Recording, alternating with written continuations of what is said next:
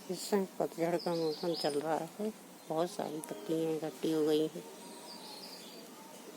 इसका मैं खाद बनाती हूँ। कुछ साल पहले नहीं जलाती थी, अब नहीं जलाती।